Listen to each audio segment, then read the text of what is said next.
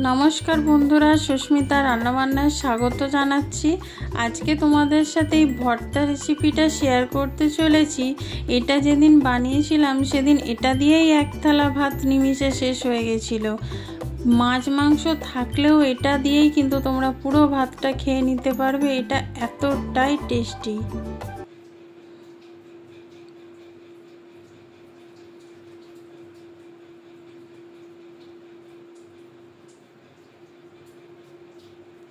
এখানে দেখো বাঁধাকপি আমি কুচিয়ে নিয়েছি, অর্ধেক বাঁধাকপি কেটে পরিষ্কার করে ধুয়ে রেখেছি।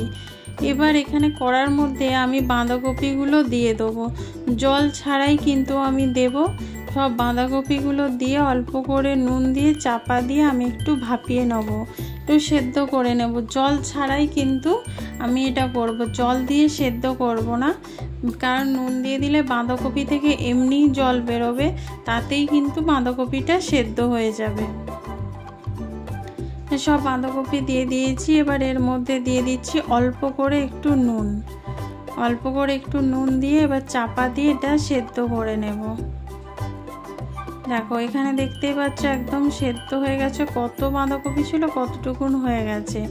এবার এটা নামিয়ে ঠান্ডা করে মিক্সিং জারের মধ্যে দিয়ে এর আমি একটা পেস্ট বানিয়ে নেব।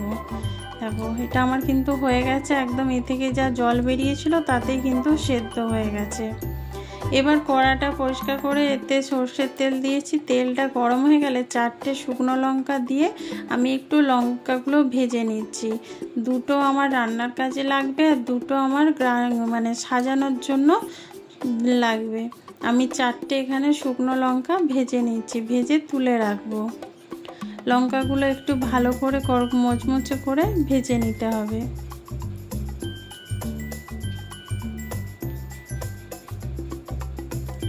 দেখো বন্ধুরা, সব সময় একই রকমের বাঁধাকপির তরকারি খেতে ভালো লাগে না। বাঁধাকপির সবজি দিয়ে যদি অন্য রকমের রেসিপি বানানো যায় দেখবে তাতে কিন্তু খেতেও ভালো লাগে। লঙ্কাগুলো আমার ভাজা হয়ে গেছে। এবার ওই তেলের মধ্যে দিয়ে দিচ্ছি একটু কালো জিরে। তারপরে কালো জিরেটা একটু ভাজা ভাজা হয়ে গেলে দিয়ে দেবো রসুন কুচি, বেশ কিছুটা রসুন কুচি দিয়ে দিচ্ছি। দেখো এখানে রসুনগুলো একটু হালকা ভাজা ভাজা হয়ে গেলে তারপরে দিয়ে দেবো পেঁয়াজ কুচি। দেখো রসুন আর কালো জিরেটা আমি একটু ভালো করে ভেজে নিচ্ছি। এই পেঁয়াজ রসুন আর কালো জিরের গন্ধটা যা হয় না, তোমরা যখন রান্না করবে নিজেই বুঝতে পারবে। পুরো রান্নাঘর যেন একদম মোমো করে, এত সুন্দর গন্ধটা। তাই দিয়ে রান্না করলে তোমরা দেখবে নিমিষে এক থালা ভাত শেষ হয়ে যাবে।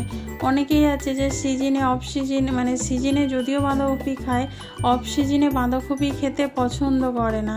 এইভাবে যদি তাদেরকে বানিয়ে দাও তারা বুঝতেই পারবে না যে তাদের বাঁধাকপি খেতে দেওয়া হয়েছে। এখানে 3টে জিনিস আমি একটু ভেজে নিচ্ছি। যখন পেঁয়াজটা ভাজছি ততক্ষণ এখানে দেখো মিক্সিং জারের মধ্যে বাঁধাকপিটা দিয়ে পেস্ট বানিয়ে নেব। এখানে আমি পেস্ট করে নিয়েছি। এবার এইখানটায় দেখো পেঁয়াজগুলো আমার হালকা লালচে হয়ে গেছে। আমি আর একটু ভেজে নেব। পেঁয়াজ রসুন সবই কিন্তু আমার হালকা ভাজা হয়ে গেছে, একটু লালচে লালচে কালার এসে গেছে। এই দিয়ে কিন্তু তোমরা ভাত রুটি পরোটাও খেতে পারবে। এটা খুবই সুন্দর লাগে খেতে আর খুব তাড়াতাড়ি হয়ে যায় রান্নাটা। জোর খিদে পেলে চটজলদি কী বানাবে বুঝতে না পারলে এই রেসিপিটা কিন্তু বানিয়ে ফেলতে পারো। দেখো এখানে পেঁয়াজটা ভাজা হয়ে গেছে। এবার আমি বাঁধাকপির পেস্টটা দিয়ে দিচ্ছি। বাঁধাকপির পেস্টটা আমি পুরো দিয়ে দেবো, দিয়ে এবার ভালো করে তেলের সাথে মিশিয়ে নেব। পেঁয়াজের যে তেল রয়েছে তার সাথে ভালো করে দেখো মিশিয়ে নিচ্ছি। খুব সুন্দর করে মিশিয়ে নিতে হবে। আর এটা খেতেও সেরকম সুন্দর লাগে, রান্না করতেও কম সময় লাগে, কম উপকরণ দিয়ে, আর খেতে লাগে অসাধারণ। এবার এর মধ্যে আমি কিছু জিনিস দিয়ে দেবো, কাঁচা লঙ্কা আর টমেটো। বন্ধুরা তোমরা কিন্তু পেঁয়াজের সাথে টমেটোটা ভেজে নিয়েও তারপরে বাঁধাকপির পেস্টটা দিতে পারো, কিন্তু আমি এই সময় দিলাম। দিলে কি হবে, টমেটোর যে একটা ভর্তা, টমেটো ভর্তার যে একটা স্বাদ, সেইটা কিন্তু তুমি এইরকমভাবে করলে এই ফ্লেভারটা পাবে, টমেটোর যে ফ্লেভারটা সেটা কিন্তু পাবে। এবার এখানে দিয়ে দিচ্ছি স্বাদ মতো নুন। আমি আগে নুন দিয়েছিলাম, এখানে তারপরে অল্প করে একটু নুন দিলাম। তারপরে দিয়ে দিচ্ছি এখানে হলুদ গুঁড়ো। এখানে দিয়ে দেবো আমি একটু কাশ্মীরি লঙ্কার গুঁড়ো, যেটা জাস্ট কালারের জন্য। আর অল্প করে একটু চিনি দিয়ে দেবো। বাঁধাকপির তরকারিতে একটু চিনি দিলে খেতে ভালো লাগে। এবার সবগুলো ভালো করে দেখো লো আঁচে কিন্তু কষিয়ে কষিয়ে একদম রান্নাটা করতে হবে। তোমরা হয়তো ভাববে টমেটোটা এখানে ভালো লাগবে না, কিন্তু খুব সুন্দর লাগবে খেতে। তোমরা এইভাবে একবার বানিয়ে দেখো, খুব ভালো লাগে।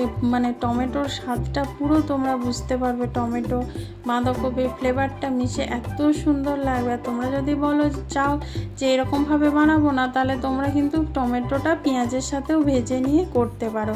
তাতে কি হবে, টমেটোর স্বাদটা সেরকমভাবে কিন্তু তোমরা বুঝতে পারবে না, ভর্তার যে স্বাদ সেরকমভাবে কিন্তু বুঝতে পারবে না। দেখো কত সুন্দর কালারটা আসছে, দেখতেই পাচ্ছ। এইভাবে ভালো করে লো আঁচে কষিয়ে কষিয়ে কিন্তু রান্নাটা করতে হবে। বাঁধাকপির মধ্যে যেই জল ভাবটা রয়েছে সেটা পুরোপুরিভাবে কিন্তু শুকনো করে দিতে হবে। পুরো শুকনো হয়ে গেলে তবেই কিন্তু খেতে ভালো লাগবে। দেখো আগের থেকে কত শুকনো হয়ে গেছে, দেখতেই পাচ্ছ। এবার এর মধ্যে আরও কিছু জিনিস আমি দেব। দেখো সব টমেটোগুলো কিন্তু একদম গলে গেছে, একটুও কিন্তু আর বোঝা যাচ্ছে না। এইভাবে সময় ধরে করলে কিন্তু তোমরা এই দিয়ে ভাত, রুটি, পরোটা সবই নিমিষের মধ্যে শেষ করে দেবে। কালারটাও কত সুন্দর এসেছে, কেউ বুঝতেও পারবে না যে এটা বাঁধাকপি দিয়ে বানানো হয়েছে। এবার এর মধ্যে দিয়ে দিচ্ছি কিছুটা ধনেপাতা। ধনেপাতা দিয়ে আবার ভালো করে আমি মিশিয়ে নেব। ধনেপাতা দিয়ে ভালো করে মেশানো হয়ে গেলে নামানোর আগে দিয়ে দেবো যে লঙ্কাগুলো ভেজে রেখেছিলাম, তার মধ্যে দুটো একটু আমি ভালো করে নুন দিয়ে চটকে নিয়েছি, সেটাই এর মধ্যে দিয়ে ভালো করে মিশিয়ে নামিয়ে নিলেই কিন্তু একদম রেডি। ঝালটা তোমরা তোমাদের পছন্দ মতো দেবে। তোমরা যদি বেশি না ঝাল খেতে চাও তাহলে লঙ্কাটা নাও দিলে কিন্তু চলবে। দেখো খুব সুন্দর একদম হয়ে গেছে।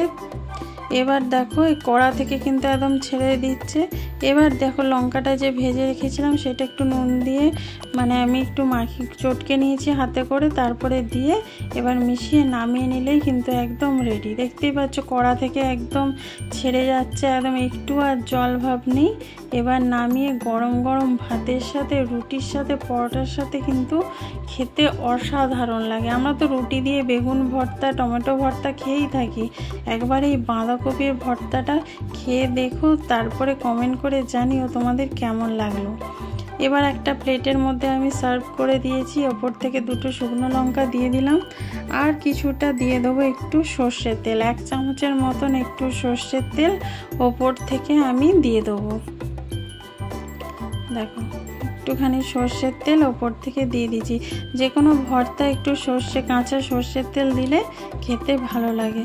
তাহলে বন্ধুরা এই ভিডিওটা কেমন লাগলো প্লিজ কমেন্ট করে কিন্তু অবশ্যই জানিও। যদি ভালো লেগে থাকে লাইক, কমেন্ট, শেয়ার করো। নতুন বন্ধু যারা দেখছো তারা চ্যানেলটা সাবস্ক্রাইব করে বেল আইকনটা ক্লিক করে দিও। যারা ফেসবুক থেকে দেখছো পেজটা ফলো করে দিও। ভালো থেকো, সুস্থ থেকো, আবার দেখা হবে তোমাদের সাথে। তোমরা কীরকম ধরনের ভিডিও দেখতে চাও প্লিজ কমেন্ট করে কিন্তু অবশ্যই জানিও।